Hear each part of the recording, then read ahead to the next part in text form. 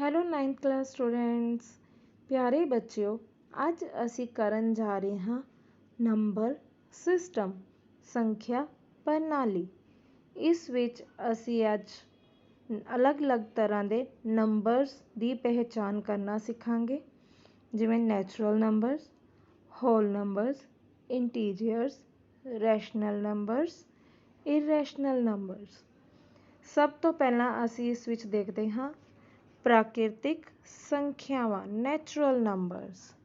ਅਸੀਂ ਸੰਖਿਆਵਾਂ 1, 2, 3, 4 ਆਦਿ ਜਿਨ੍ਹਾਂ ਦੀ ਵਰਤੋਂ ਅਸੀਂ ਗਿਣਤੀ ਕਰਨ ਲਈ ਕਰਦੇ ਹਾਂ, ਅਤੇ ਇਹ ਸੰਖਿਆਵਾਂ 1 ਤੋਂ ਸ਼ੁਰੂ ਹੁੰਦੀਆਂ ਹਨ। ਇਹਨਾਂ ਵਿੱਚ ਕੋਈ ਦਸ਼ਮਲਵ ਭਾਗ ਨਹੀਂ ਹੁੰਦਾ, ਕੋਈ ਫ੍ਰੈਕਸ਼ਨਲ ਪਾਰਟ, ਜਾਂ ਅਸੀਂ ਜਿਸ ਨੂੰ ਭਿੰਨ ਵਿੱਚ ਨਹੀਂ ਲਿਖਦੇ। ਉਹ ਸਾਡੇ ਕੋਲ ਸਾਰੀਆਂ ਸੰਖਿਆਵਾਂ ਪ੍ਰਾਕਿਰਤਿਕ ਸੰਖਿਆਵਾਂ ਹੁੰਦੀਆਂ ਹਨ, ਨੈਚੁਰਲ ਨੰਬਰਸ ਹੁੰਦੇ ਹਨ, ਜਿਵੇਂ 1, 2, 3, 4, 5 ਐਂਡ ਸੋ ਔਨ। ਇਹ ਸਾਰੀਆਂ ਜਿਹੜੀਆਂ ਵੀ ਸੰਖਿਆਵਾਂ ਹਨ, ਸਾਡੇ ਕੋਲ ਪ੍ਰਾਕਿਰਤਿਕ ਸੰਖਿਆਵਾਂ ਹਨ। ਨੈਕਸਟ ਸਾਡੇ ਕੋਲ ਆ ਜਾਂਦਾ ਹੈ ਹੋਲ ਨੰਬਰਸ, ਪੂਰਨ ਸੰਖਿਆਵਾਂ। ਇਸ ਦੇ ਵਿੱਚ ਵੀ ਬੱਚਿਓ ਕੋਈ ਡੈਸੀਮਲ ਨਹੀਂ ਹੁੰਦਾ, ਦਸ਼ਮਲਵ ਨਹੀਂ ਹੁੰਦਾ, ਕੋਈ ਫ੍ਰੈਕਸ਼ਨਲ ਪਾਰਟ ਨਹੀਂ ਹੁੰਦਾ। ਇਸ ਵਿੱਚ ਅਸੀਂ 0 ਨੂੰ ਸ਼ਾਮਿਲ ਕਰ ਲੈਂਦੇ ਹਾਂ, ਭਾਵ ਸਾਰੇ ਹੋਲ ਨੰਬਰਸ, ਪੂਰਨ ਸੰਖਿਆਵਾਂ 0 ਤੋਂ ਸ਼ੁਰੂ ਹੁੰਦੀਆਂ ਹਨ। 0, 1, 2, 3, 4, 5 and so on. Natural number ਔਰ ਹੋਲ ਨੰਬਰ ਦੇ ਵਿੱਚ ਬੱਚਿਓ ਇਹੀ ਡਿਫਰੈਂਸ ਹੈ। ਨੈਚੁਰਲ ਨੰਬਰ ਸਾਡੇ ਕੋਲ 1 ਤੋਂ ਸ਼ੁਰੂ ਹੁੰਦੇ ਹਨ, ਜਦੋਂ ਕਿ ਜਿਹੜੇ ਹੋਲ ਨੰਬਰ ਹਨ, ਪੂਰਨ ਸੰਖਿਆਵਾਂ ਹਨ, ਇਹ ਸਾਡੇ ਕੋਲ 0 ਤੋਂ ਸ਼ੁਰੂ ਹੁੰਦੀਆਂ ਹਨ। ਨੈਕਸਟ ਸਾਡੇ ਕੋਲ ਆ ਜਾਂਦਾ ਹੈ ਸੰਪੂਰਨ ਸੰਖਿਆਵਾਂ।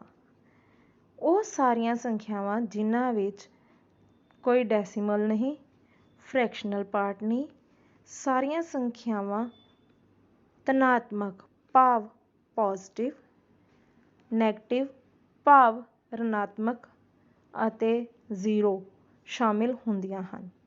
ਜਿਵੇਂ ਸਾਡੇ ਕੋਲ ਸੰਖਿਆਵਾਂ -5, -4, -3, -2, -1, 0, 1, 2, 3, 4, 5 and so on.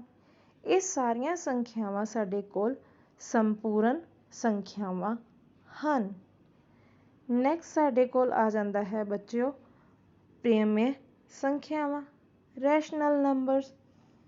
Rational numbers ਦੇ ਵਿੱਚ ਉਹ ਸੰਖਿਆਵਾਂ ਜਿਨ੍ਹਾਂ ਨੂੰ ਅਸੀਂ ਫ੍ਰੈਕਸ਼ਨ ਦੇ ਵਿੱਚ, ਭਿੰਨ ਦੇ ਰੂਪ ਵਿੱਚ ਲਿਖਦੇ ਹਾਂ, ਜਿਵੇਂ ਕਿ P/Q ਦੇ ਰੂਪ ਦੇ ਵਿੱਚ, ਜਾਂ ਦੂਸਰੇ ਸ਼ਬਦਾਂ ਵਿੱਚ ਅਸੀਂ ਕਹਿ ਸਕਦੇ ਹਾਂ ਕਿ ਇਹ ਸਾਡੇ ਕੋਲ ਰੇਸ਼ੋ ਦੇ ਰੂਪ ਵਿੱਚ ਹੁੰਦਾ ਹੈ, ਅਤੇ ਸਾਡੇ ਕੋਲ Q ਜਿਹੜਾ ਹੈ ਉਹ 0 ਦੇ ਬਰਾਬਰ ਨਹੀਂ ਹੁੰਦਾ, 0 ਦੇ ਬਰਾਬਰ ਨਹੀਂ ਹੁੰਦਾ, ਭਾਵ Q ਜਿਹੜਾ ਹੈ ਸਾਡੇ ਕੋਲ ਜਾਂ ਤਾਂ 1 ਹੋਏਗਾ ਜਾਂ ਇਸ ਤੋਂ ਜ਼ਿਆਦਾ ਹੋਏਗਾ।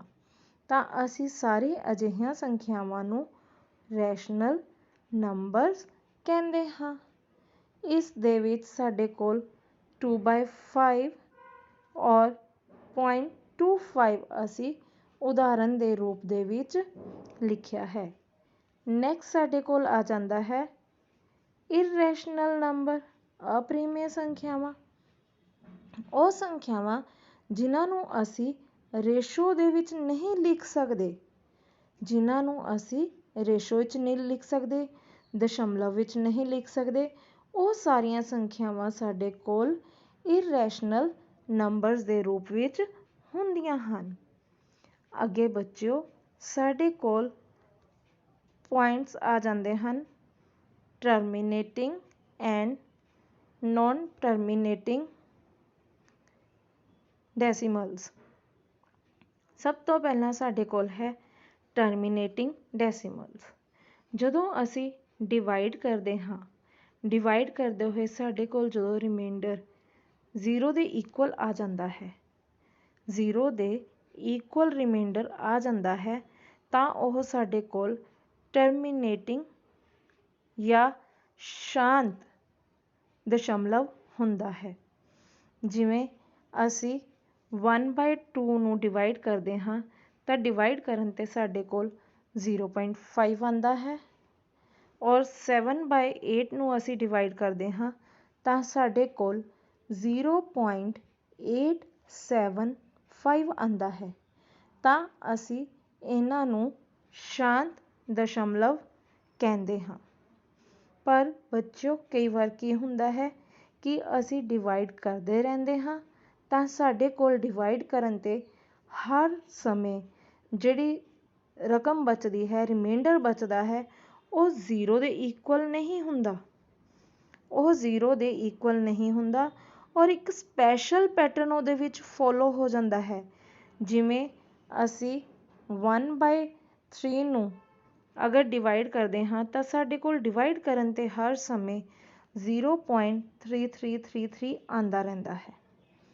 तो असी इस नूं 0.3 दे उपर बार दे तौर ते प्रेजेंट कर देंदे हाँ।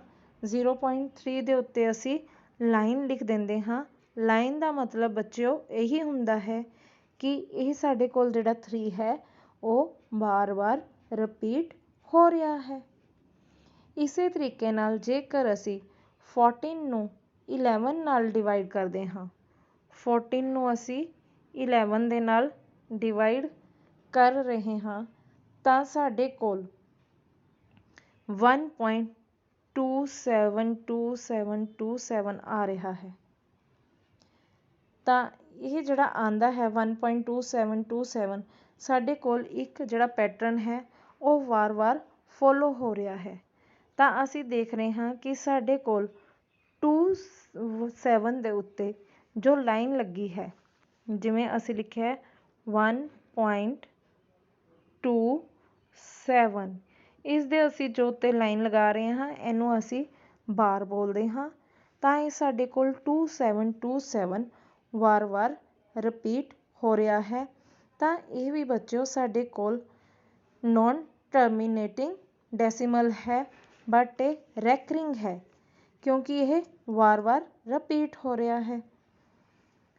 हुण इस तो नैक्सट साढ़े कोल आ जाता है इरैशनल नंबरस। इरैशनल नंबरस अप्रिमेय संख्यावां।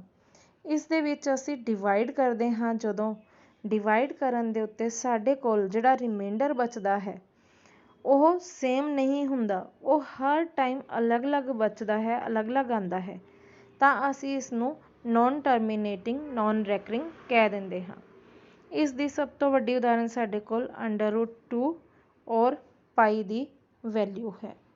सो बच्चों अज असी देखिया साढ़े कोल नंबरस दे विच whole number, natural number, rational number, irrational number आंदे हैं। मैनूं उम्मीद है कि तुहानूं ये टॉपिक समझ आ गया होवेगा। Thank you.